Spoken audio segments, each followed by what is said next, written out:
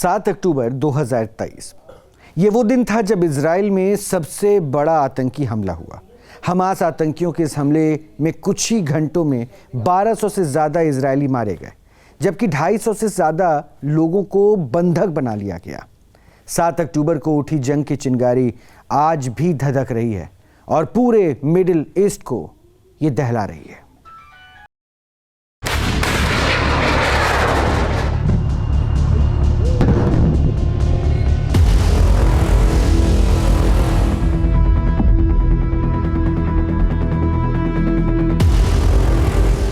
अक्टूबर 2023 ये वो दिन था जब इजराइल की धरती पर सबसे बड़ा आतंकी हमला हुआ।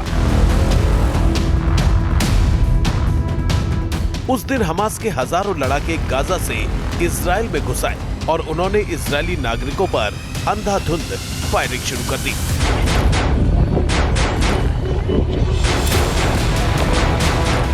हमास के इस हमले से इजराइल दहल गया। आतंकियों ने निर्दोष लोगों को निशाना बनाया। जो भी रास्ते में आया उसे गोलियों से भून दिया। इजराइल को इस हमले की भनक तक नहीं लगी। सुरक्षा बल जब तक संभलते तब तक हमास आतंकी कत्लेआम कर चुके थे। आतंकियों ने इजराइल को कभी ना भूलने वाला दर्द दे दिया था। मजहबी नारे लगाते हुए हमास के आतंकी लगातार गोलियां बरसा रहे थे। अल्लाह अकबर!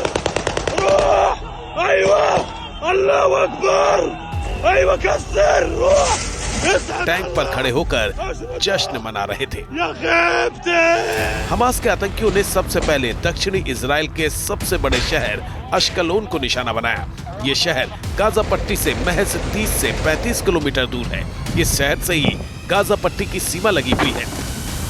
हमास के आतंकी मोटर लगे पैराशूट में सवार होकर इस शहर के नजदीक ही उतरे थे।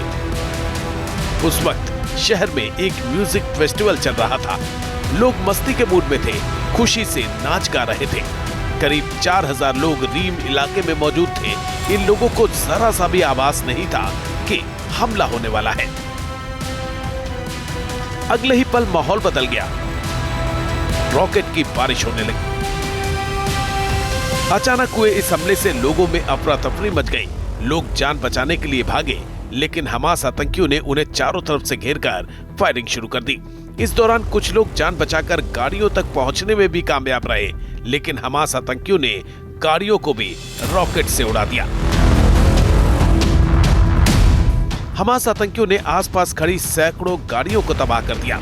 उस दिन हमास के आतंकियों ने अंधाधुंध फायरिंग और रॉकेट से हमले करके सैकड़ों लोगों को मौत के घाट उतार दिया। इस इलाके में हमास आतंकियों की बर्बरता की तस्वीरें न्यूज नेशन के कैमरे में भी कैद हुई थी। गाजा पट्टी से लगे इजरायली इलाके में जो नजारा दिखा वो डराने वाला था। इस कत्लेआम के बाद अश्कलोन शहर में डर का माहौल फैल गया। आतंकी हमले से डरे सहमे लोगों ने शहर से पलायन करना शुरू कर दिया। हमास के आतंकियों ने अश्कलोन के अलावा इजराइल के कुछ और शहरों को भी निशाना बनाया।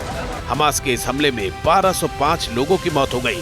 251 लोगों को हमास के आतंकी बंधक बनाकर गाजा पट्टी ले गए। बंधक बनाए गए 117 लोग आजाद कर दिए गए, जबकि 70 की मौत हो गई। 1 साल बीत गए हैं, फिर भी 64 लोग अब भी बंधक हैं। मीडिया रिपोर्ट्स के मुताबिक हमले को अंजाम देने के लिए आतंकी संगठन हमास ने पूरा प्लान पहले ही तैयार कर लिया था। सबसे पहले सुबह करीब 6:30 बजे मिसाइल यूनिट के जरिए इजराइल पर 3000 रॉकेट दागे गए। इतने बड़े हमले से इजराइल के लोग सकते में आ गए। फिर एयरबॉर्न यूनिट के जरिए पैराग्लाइडर से आतंकी इजराइल में घुसे। इसके बाद कमांडो यूनिट ने जमीन पर बाड़ काटी और गाजा पट्टी से आतंकी इजराइल में दाखिल हुए। इस दौरान हमास की ड्रोन यूनिट हमला करने और सूचना जुटाने में जुटी रही।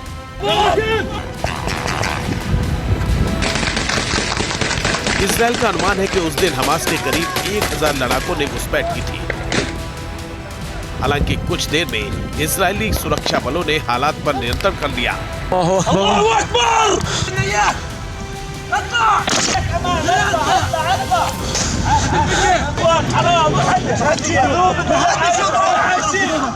लेकिन तब तक हमास के आतंकी इजराइल पर सबसे बड़ा हमला करने में कामयाब हो चुके थे। इजराइल पर हमले के लिए हमास ने फुल प्रूफ प्लानिंग की थी। इजराइल के जिस मजबूत सुरक्षा चक्र का दुनिया लोहा मानती है, उसमें हमास ने सेंध लगा दी थी। इस हमले की भनक इजराइल की खुफिया एजेंसी मोसाद तक को नहीं लग पाई थी, जिसे दुनिया की सबसे हाईटेक, सबसे खूंखार खुफिया एजेंसी माना जाता है। आखिर कैसे हमास ने इजराइल के सुरक्षा घेरे में सेंध लगाई, आइए देखते हैं इस रिपोर्ट में।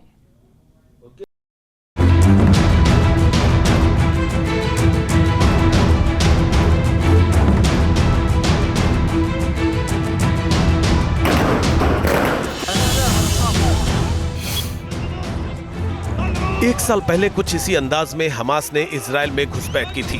ये इजराइल पर किया गया कई दशकों का सबसे भयानक आतंकी हमला था।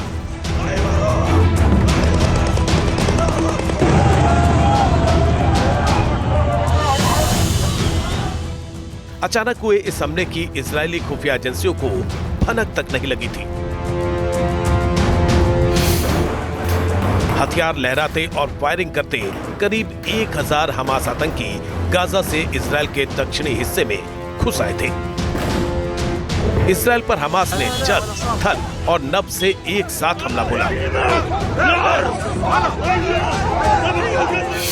इस हमले से न केवल इजराइल बल्कि पूरी दुनिया हैरान हो गई।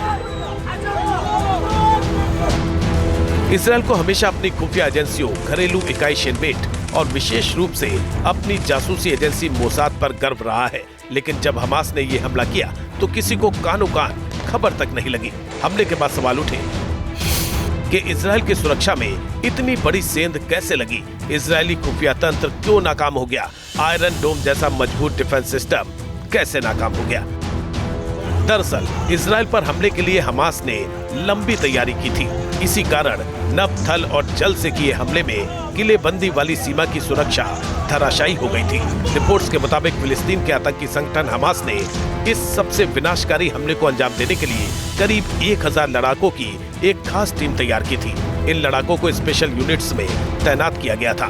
सूत्रों के मुताबिक ये आतंकी 2021 में हुए संघर्ष के बाद से ही गाजा में ट्रेनिंग ले रहे थे। हमास की अल कसम ब्रिगेड की तरफ से इन आतंकियों के कुछ वीडियो भी जारी किए गए थे। इन वीडियोस में लड़ाकों को ट्रेनिंग लेते हुए देखा जा सकता है। इन वीडियो में साफ नजर आ रहा था कि कैसे आतंकी लैंडिंग का अभ्यास कर रहे हैं। रिपोर्ट्स के मुताबिक इजराइल में घुसपैठ के लिए हमास की 5 यूनिट्स को अलग अलग जिम्मेदारियां दी गई थी।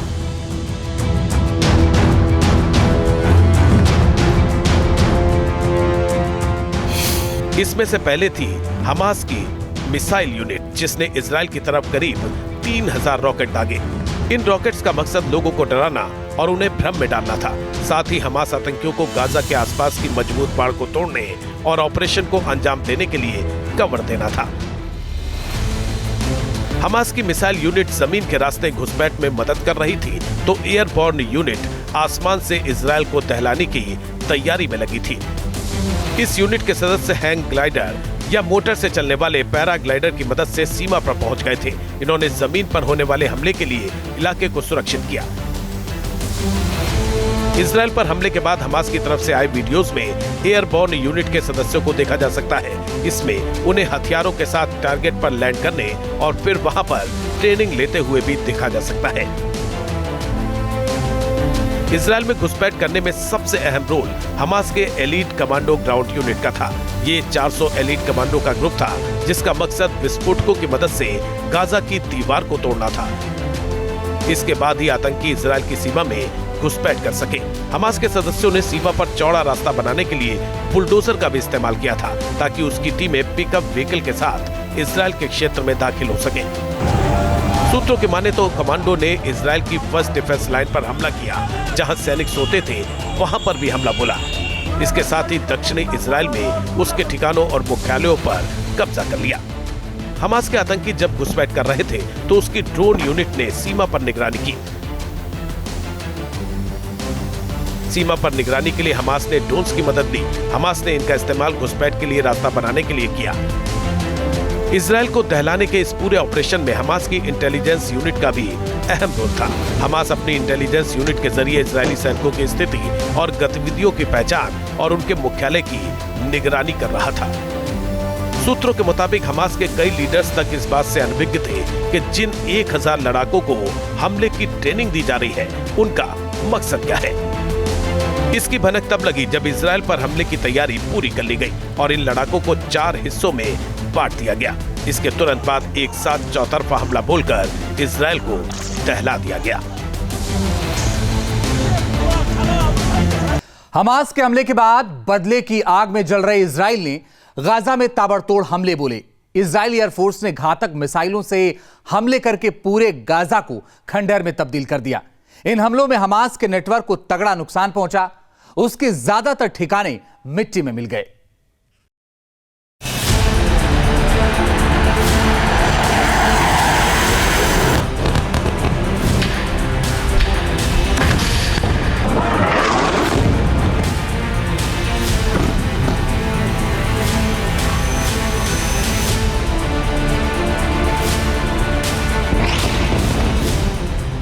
इजरायली एयर स्ट्राइक में गाजा में हाउसिंग ब्लॉक्स, टनल, धार्मिक स्थल और यहां तक हॉस्पिटल पर बम गिराने शुरू कर दिए गए।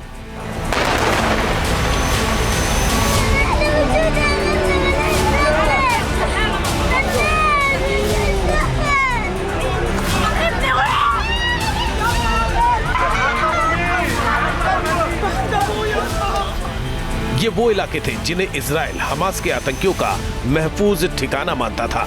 बम और घातक मिसाइलों का ऐसा अटैक गाजा में इससे पहले कभी नहीं देखा गया था।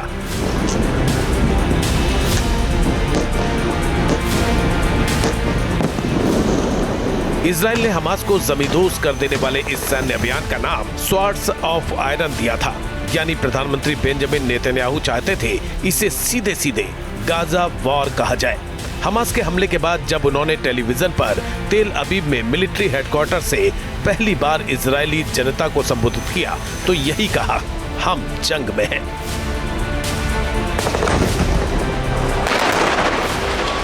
אזרחי ישראל, אנחנו במלחמה, לא במבצע, לא בסבבים, במלחמה. הבוקר חמאס פתח במתקפת פתע רצחני נגד מדינת ישראל ונגד אזרחיה.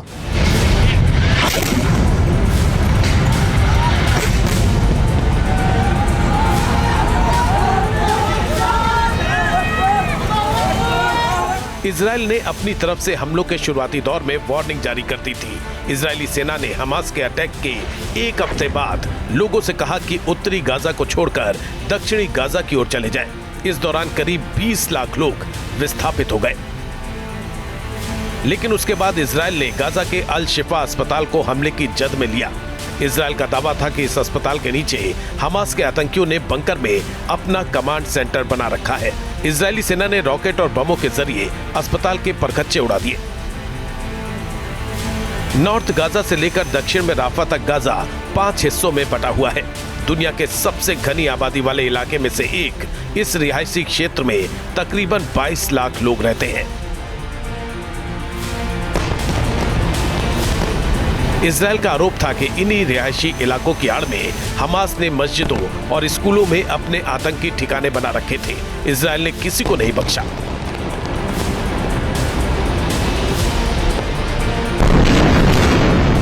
इजराइल ने गाजा में द नेशनल बैंक पर रॉकेट दागा। उसके बाद 2 दिन के अंदर जबालिया के रिफ्यूजी कैंप को तबाह कर दिया।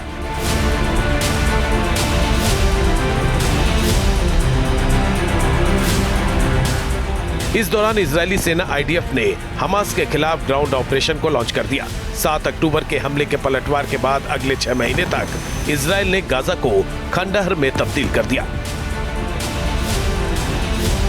इस साल 7 मई को इजरायल ने गाजा के दक्षिणी शहर राफा पर भी जमीनी हमला शुरू कर दिया। माना जाता है कि हमास ने गाजा में ही 2000 से ज्यादा सुरंग बना रखी थी। इजरायली सेना ने टनल के भीतर घुसकर हमास के आतंकियों को घेरा और फिर मौत के घाट उतार दिया। दरअसल इन हमलों के जरिए इजरायली सेना को हमास के टॉप कमांडर तक पहुंचने का सुराग मिल गया और फिर हमास की तबाही का अगला चरण शुरू हो गया।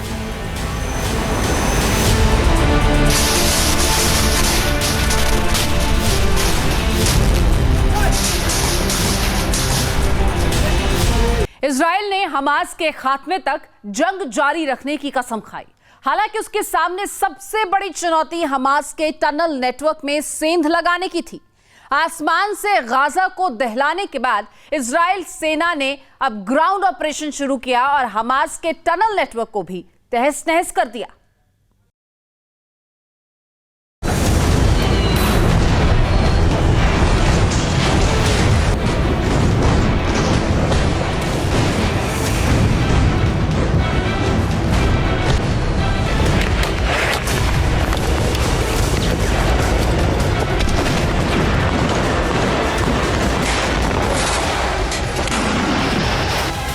गाजा की धरती के नीचे हमास की वॉर मशीन को इजराइल ने उड़ाया।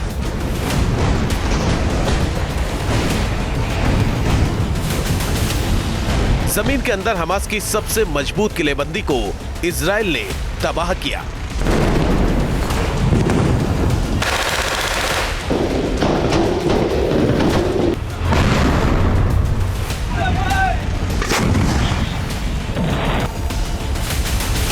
गाजा की जमीन के नीचे कई किलोमीटर तक फैला हमास का टनल न सिर्फ उसके कमांडर्स को वर्षों तक महफूज रखने में कामयाब रहा, बल्कि इन्हीं टनल से उसके आतंकियों ने इजरायली सेना पर कई बार जानलेवा हमला भी बोला।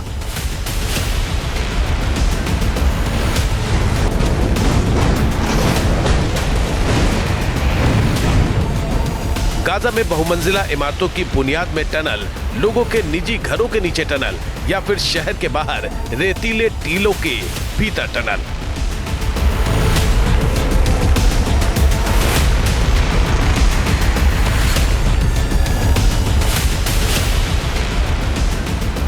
पिछले एक साल में गाजा में इजराइल का सबसे मुश्किल ऑपरेशन इन सुरंगों के भीतर जाकर हमास के आतंकियों को दबोचकर 7 अक्टूबर का इंतकाम लेना रहा है।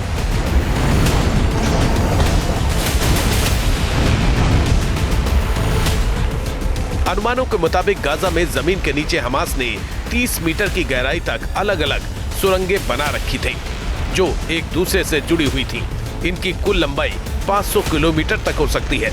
कई सुरंगों का रास्ता गाजा के घरों के बेसमेंट से होकर जाता था। इन सुरंगों में मस्जिद, स्कूल या किसी सार्वजनिक स्थानों से भी प्रवेश किया जा सकता था। हमास ने इन सुरंगों में ही कमांड सेंटर और कंट्रोल सिस्टम बना रखे थे। सुरंगों को इतनी चौड़ाई के साथ बनाया गया था जिसके जरिए ट्रांसपोर्टेशन के लिए गाड़ियां और रेल ट्रैक्स तक का इस्तेमाल किया जा सके। कई सुरंगों में हमास ने बेडरूम, किचन, टॉयलेट और वर्कशॉप भी बना रखी थी।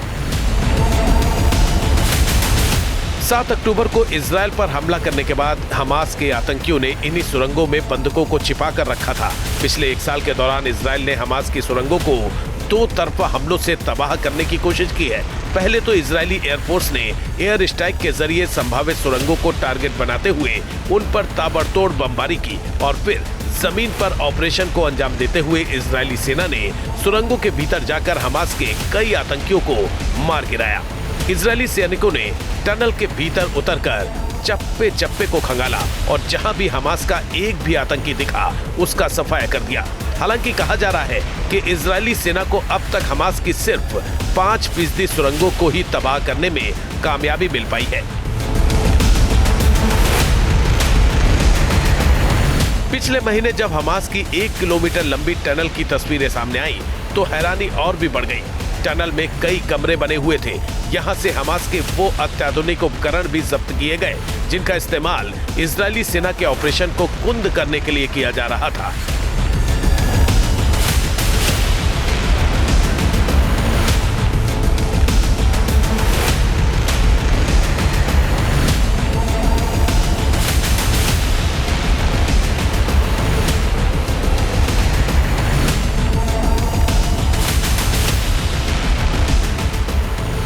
इजराइल की सेना ने सुरंग का वीडियो जारी करते वक्त बताया था कि हाल ही में इसके भीतर हमास के आतंकियों ने 6 इजरायली बंधकों को मार डाला था, जिसके बाद से इजराइल की बौखलाहट और भी बढ़ गई है।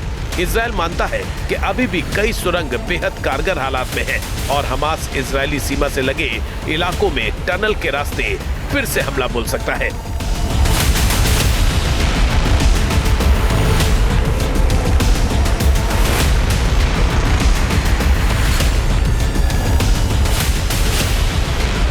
इजरायली सेना की फहरिस्त में हमास की सुरंगों को तबाह करना पहले नंबर पर है। खान यूनिस इलाके में सेना ने कई सुरंगों को पूरी तरह से बंद कर दिया है और वहां टनल के लिए कंक्रीट बनाने वाली फैक्ट्री को भी तबाह कर दिया है।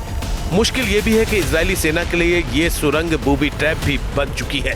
4 महीने पहले हमास ने टनल के अंदर हमला करने वाले कई इजरायली सैनिकों को बंधक बनाने का दावा किया था। हमास ने कहा था कि सुरंग में जाल बिछाया गया और जब इजरायली सैनिक वहां पहुंचे तो कुछ को मार दिया गया, जिसके बाद इजरायली सेना को पीछे हटना पड़ा। हालांकि इजरायल ने हमास के दावों से इनकार किया था, लेकिन इन सुरंगों को लेकर इजरायली सेना बेहद चौकन्नी रहती है।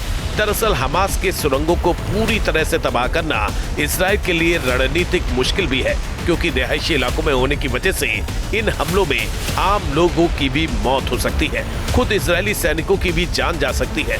दुनिया के टनल एक्सपर्ट्स के मुताबिक गाजा में कई ऐसी सुरंगें भी हैं जिनके दरवाजों को छूते ही विस्फोट हो जाता है। इजरायल हमास की सुरंगों को गाजा मेट्रो कहता है। हमास का नामो निशान मिटाने के लिए गाजा में उसका एंटी टनल ऑपरेशन अभी खत्म नहीं हुआ है।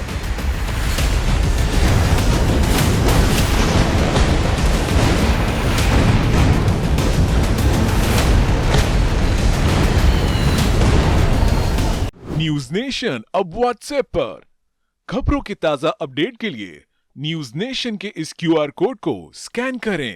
इजराइल ने हमास के ठिकानों को मिट्टी में मिला दिया, लेकिन उनके टॉप लीडर्स अब भी इजराइल की पकड़ से बाहर थे। इसके बाद इजरायली सेना ने हमास के टॉप कमांडर्स को निशाना बनाना शुरू कर दिया। जल्द ही इजरायली सेना ने हमास चीफ इस्माइल हानिया को भी मौत की नींद सुला दिया और जगह चुनी उस ईरान की राजधानी तेहरान को, जिसका हाथ इजराइल के विरोधी गुटों के सिर पर रहा है।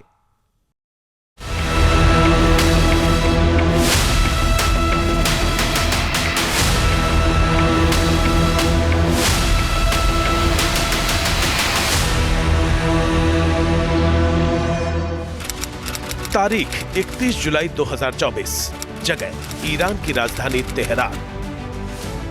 ये वो दिन था जब तेहरान के एक बेहद ही सुरक्षित घर में जोरदार धमाका हुआ और हमास के चीफ इस्माइल हानिया की मौत हो गई। ईरानी सुरक्षा अधिकारियों के मुताबिक तेहरान में देर रात ठीक 2 बजे रिमोट से बम को डेटोनेट किया गया था। धमाका ठीक उसी कमरे में हुआ जिस कमरे में हानिया अपने बॉडीगार्ड के साथ रुके थे। इस कंपाउंड में 24 घंटे मेडिकल स्टाफ भी रहा करता था। धमाके की आवाज सुनते ही सुरक्षा गार्ड उस कमरे की तरफ गए जिसमें हानिया रुके थे। जब मेडिकल टीम हानिया के कमरे में पहुंची तब तक उनकी मौत हो चुकी थी। बॉडीगार्ड की सांसें तब भी चल रही थी, लेकिन कुछ देर बाद उसने भी दम तोड़ दिया। धमाके की वजह से कमरे की एक दीवार ढह गई, जबकि कुछ खिड़कियों के शीशे चकनाचूर हो गए। शुरुआती जानकारी यही थी कि हानिया की मौत किसी मिसाइल हमले में हुई। कहा गया कि ये मिसाइल किसी ड्रोन या प्लेन से दागी गई और उसने हानिया का काम तमाम कर दिया। हालांकि जल्द ही ये थ्योरी खारिज कर दी गई, क्योंकि मौके पर सबसे पहले पहुंचे रिवॉल्यूशनरी गार्ड और कुछ फोर्स के अफसरों के मुताबिक हानिया के कमरे में जिस तरह से धमाका हुआ उससे ये साफ हो गया था कि ये धमाका किसी बाहरी मिसाइल या ड्रोन से नहीं हो सकता। धमाका कमरे के अंदर से ही हुआ था। जानकारी के मुताबिक हानिया की मौत किसी मिसाइल या ड्रोन हमले से नहीं, बल्कि एक बम धमाके में हुई, वो भी उस बम से जो पहले से ही उस कमरे में रख दिया गया था जहां हानिया ठहरे थे। इससे भी आश्चर्यजनक बात यह है कि बम उस कमरे में 6 से 8 हफ्ते पहले ही प्लांट कर दिया गया था। यानी हमलावरों को पता था कि इस्माइल हानिया गेस्ट हाउस के किस कमरे में ठहरेंगे। आखिर हानिया के बारे में इतनी सटीक जानकारी कैसे मिली, किस तरह उनकी हत्या की साजिश रची गई? दरअसल ईरान की राजधानी तेहरान के उत्तरी इलाके में एक बेहद खास जगह है निशात। यहाँ एक बड़ा सा कंपाउंड है और ये पूरा कंपाउंड तेहरान के सबसे सुरक्षित इलाकों में से एक माना जाता है। इस कंपाउंड की सुरक्षा की जिम्मेदारी इस्लामिक रेवोल्यूशनरी गार्ड यानी ईरान की सबसे बेहतरीन फोर्स के हवाले है। निशात के इस कंपाउंड के अंदर कई गेस्ट हाउस हैं। तेहरान आने वाले ईरान के खास मेहमानों को इसी कंपाउंड के अलग अलग गेस्ट हाउस में ठहराया जाता है। ईरान और हमास के रिश्ते जग जाहिर है। इजराइल पर हमले को लेकर ईरान ने हमेशा हमास का साथ दिया है। उसी हमास के पॉलिटिकल विंग के हेड इस्माइल हानिया अक्सर बातचीत के लिए तेहरान का दौरा किया करते थे। हानिया जब भी तेहरान जाते थे यहाँ के गेस्ट हाउस के एक खास कमरे में रुका करते थे। कतर के बाहर हर रोज कई बार अपनी लोकेशन बदलने वाली हानिया से बस यही गलती हो गई, या यूं कहें कि इस जगह और इस्लामिक रेवोल्यूशनरी गार्ड की जबरदस्त सुरक्षा घेरे को देखते हुए वो बेफिक्र हो गए थे और इसी बेफिक्री का फायदा उठाया हानिया के दुश्मनों ने।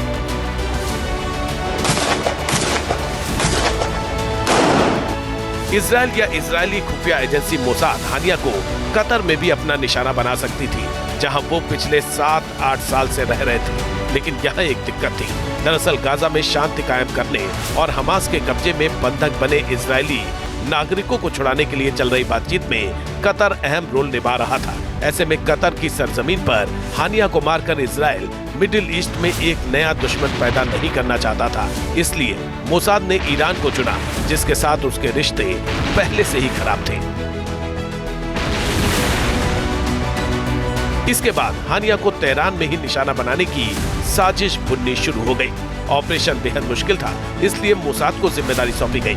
मोसाद को कड़ी मशक्कत के बाद ये जानकारी हाथ लगी कि हानिया जब भी तेहरान आते हैं वो निशात के किस गेस्ट हाउस के किस कमरे में ठहरते हैं।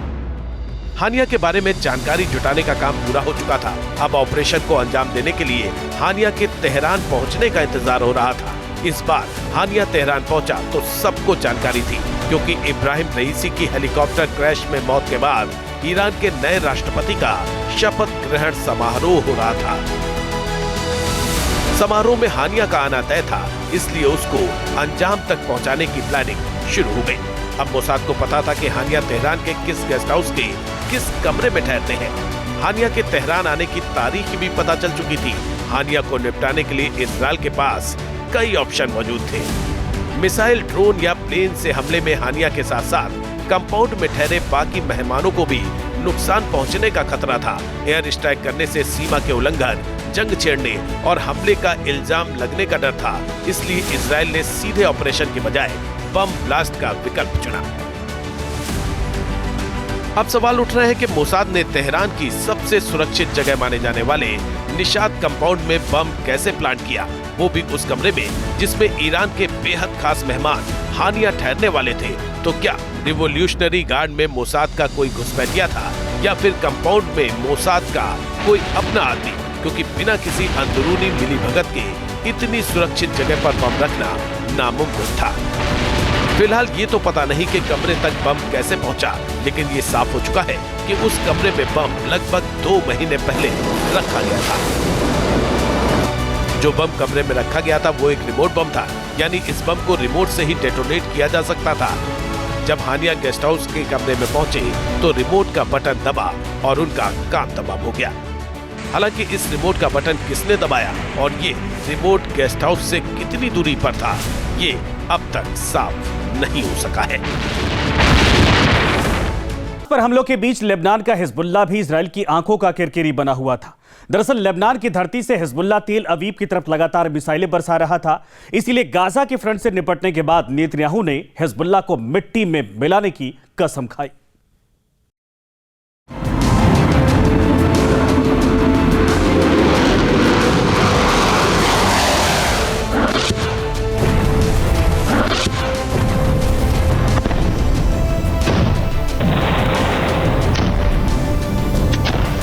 हमास से हिजबुल्लाह तक इजराइल ने खोले कई मोर्चे।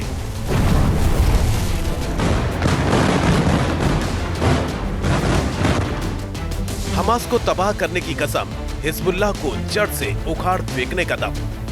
पिछले महीने 17 सितंबर को लेबनान की राजधानी बेरूत में जब पॉकेट में रखे पेजर में एक के बाद एक विस्फोट होने लगे, तब पूरी दुनिया चौंक गई। लेकिन जल्दी खुलासा हो गया कि इजरायली खुफिया एजेंसी मोसाद ने किस तरह हिजबुल्लाह के खात्मे का प्लान तैयार कर रखा है। 18 सितंबर को भी बेरूत में वॉकी टॉकी और इलेक्ट्रॉनिक डिवाइस में ब्लास्ट हुए, लेकिन हिजबुल्लाह के खिलाफ वॉर के ये नए फेज की महज शुरुआत थी। इजराइल ने बेरूत को बमों से दहलाने की योजना को जमीन पर उतार दिया था और निशाने पर था हिजबुल्लाह चीफ हसन नसरल्लाह।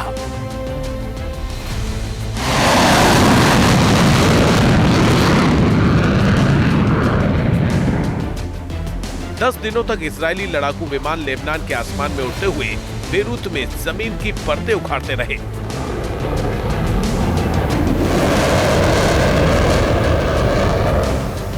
इन हवाई हमलों में टारगेट पर हिजबुल्लाह के तमाम टॉप कमांडर शामिल थे।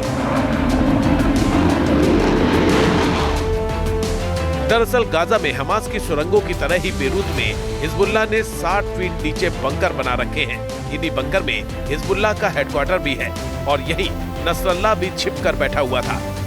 लेकिन इजरायली एयरफोर्स ने बेरूत में बंकर बस्टर बमों की ताबड़तोड़ बौछार कर दी। बेरूत धुआं-धुआं हो गया।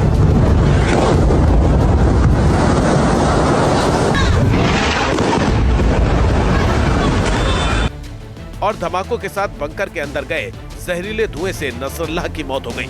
इजरायल ने 80 टन विस्फोटकों से भरे लगभग 85 स्पेशल बंकर बस्टर बम को नसरल्लाह के बंकर के ऊपर गिराया था। ये बंकर तोड़ बम पत्थर से बने बंकर्स के लिए ही बनाए गए हैं, जो ब्लास्ट प्रूफ जमीन के अंदर भी 6 मीटर की गहराई तक छेद कर सकते हैं। इजरायल ने नसरल्लाह को मारने के लिए हमले में करीब 900 किलो के बंकर बस्टर बम का इस्तेमाल किया था। इन हमलों का अंदाजा लगाने के लिए ये तस्वीरें देखिए। नसरल्लाह की मौत से ठीक पहले बंकर के भीतर बमबारी की तस्वीरें हैं ये। इजरायल ने नसरल्लाह के खात्मे के लिए ऑपरेशन न्यू ऑर्डर को आसमान से लेकर जमीन पर उतारा था। इन तस्वीरों में देख सकते हैं। नसरल्लाह को किसी भी कीमत पर मौत के घाट उतारने के लिए इजरायली एयरफोर्स ने 28 सितंबर को सिर्फ 5 मिनट के अंदर ही बेरूत को मातम के शहर में तब्दील कर दिया। इजरायली एयरफोर्स ने F-16, F-15 और F-35 जैसे फाइटर जेट से ताबड़तोड़ बमबारी की।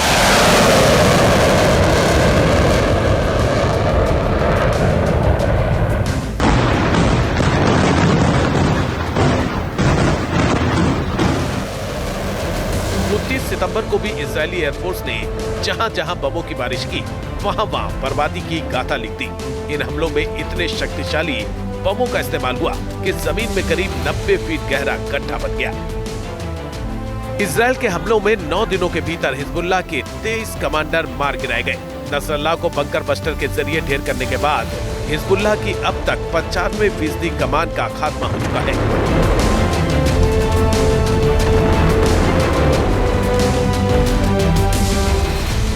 एक हफ्ते में इजरायल ने हिजबुल्लाह के नए चीफ हाशिम सैफुद्दीन के साथ साथ नसरल्लाह के दामाद हसन जाफर को एयर स्ट्राइक और ग्राउंड ऑपरेशन में मार गिराया। इजरायल के हमलों में मारे गए हिजबुल्लाह के वो 6 कमांडर भी शामिल हैं, जिनके पुते हिजबुल्लाह इजरायल को मटिया मेट करने की कस्में खाता था। तस्वीरें देख लीजिए। नसरल्लाह के खात्मे के साथ ही इजरायल ने हिजबुल्लाह के एयरफोर्स चीफ मोहम्मद हुसैन शुरूर को एयर स्ट्राइक में मार गिराया। रडवान के मुखिया इब्राहिम अकील को बम धमाके में उड़ा दिया। कमांडर फौद सुकन और अली कारकी के साथ ही हिजबुल्लाह के मिसाइल फोर्स के हेड इब्राहिम कुबैसी को इजरायली सेना IDF ने मार डाला। इन हमलों में हिजबुल्लाह की सुरक्षा इकाई 900 के प्रमुख नादेर एजुद्दीन की भी मौत हो चुकी है।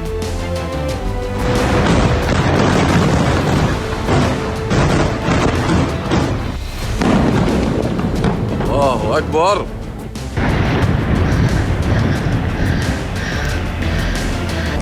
ताकत के लिहाज से देखें तो इजरायल ने हिजबुल्लाह की करीब 75% मिलिट्री पावर को जमींदोज कर दिया है।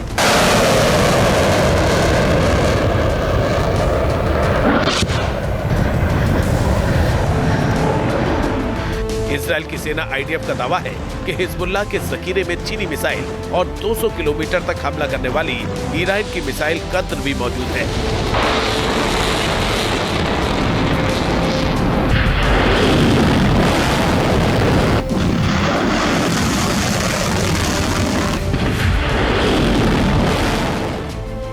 इसे देखते हुए इजरायली सेना ने बेरूत के आसपास इलाके में हमला बोलकर हिजबुल्लाह के एंटी शिप मिसाइल को भी तबाह कर दिया। हिजबुल्लाह के दर्जनों ठिकानों पर इजरायल ने हवाई और जमीनी हमला किया।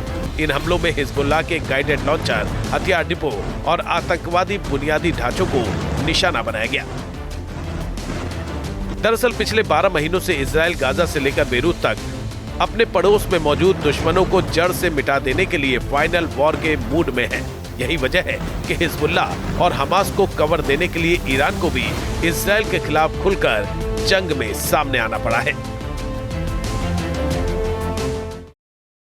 हिजबुल्लाह चीफ नसरल्लाह की मौत से ईरान बौखला गया है। उसने करीब 200 हाइपरसोनिक मिसाइलें दागकर तेल अवीव को दहला दिया है। इस हमले से ईरान और इजराइल के बीच में तनाव चरम पर पहुंच गया है और 1 साल पहले भड़की जंग की चिंगारी ने पूरे मिडिल ईस्ट को दहला दिया है। ईरान की इस हरकत के बाद अब दुनिया पर महायुद्ध का खतरा भी मंडराने लगा है।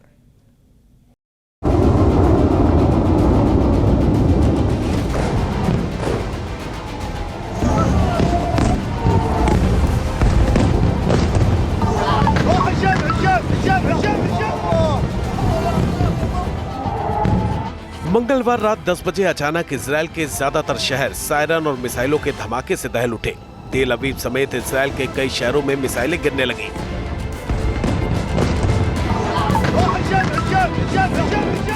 एक के बाद एक मिसाइलें इजरायली धरती पर गिरी, जिनमें से कई ने लक्ष्य को हिट किया।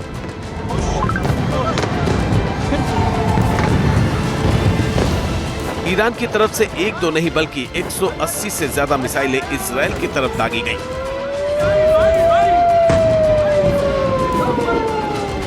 काफी देर तक धमाकों की गूंज सुनाई देती रही। ईरान के बदले की आग मिसाइलों के जरिए यहूदी देश पर बरसी।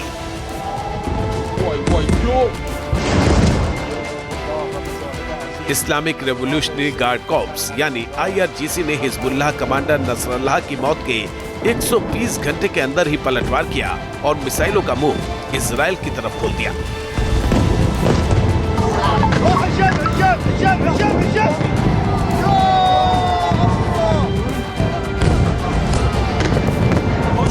ईरानी हमले के बाद तेल अवीव से लेकर यरूशलेम तक का आसमान मिसाइलों और इजरायली इंटरसेप्टर रॉकेट की रोशनी से नहा उठा।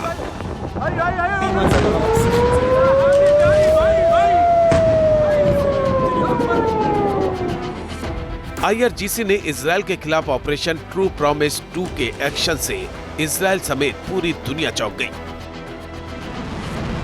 एक तरफ ईरानी मिसाइलें इजरायली शहरों पर तबाही की आग बरसा रही थी, ठीक उसी वक्त ईरान की संसद मजलिस में मौजूद सांसद IRGC के पक्ष में नारे लगा रहे थे। तेहरान में IRGC मुख्यालय से इस पूरे हमले की मॉनिटरिंग की जा रही थी। IRGC के इस पलटवार पर ईरान से लेकर इराक तक और सीरिया से लेकर जेनिन तक जश्न का माहौल दिखा।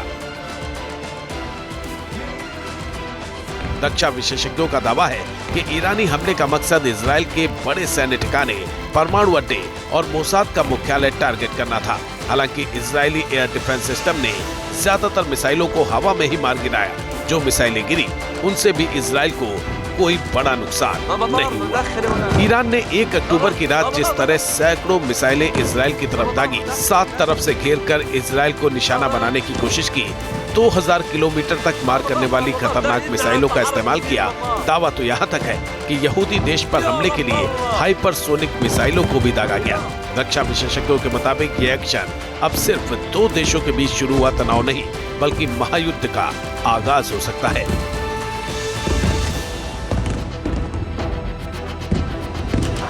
दरअसल पूरे मध्य पूर्व में सिर्फ ईरान ही एक ऐसा देश है जो इजराइल को दुनिया के नक्शे से मिटाना चाहता है।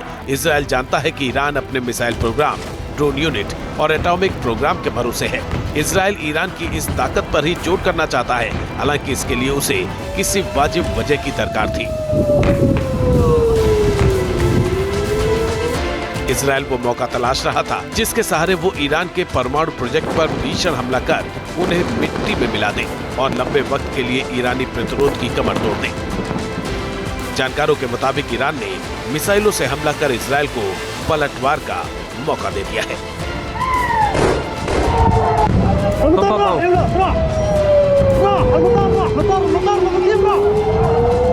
न्यूज नेशन अब व्हाट्सएप पर खबरों की ताजा अपडेट के लिए न्यूज नेशन के इस QR कोड को स्कैन करें।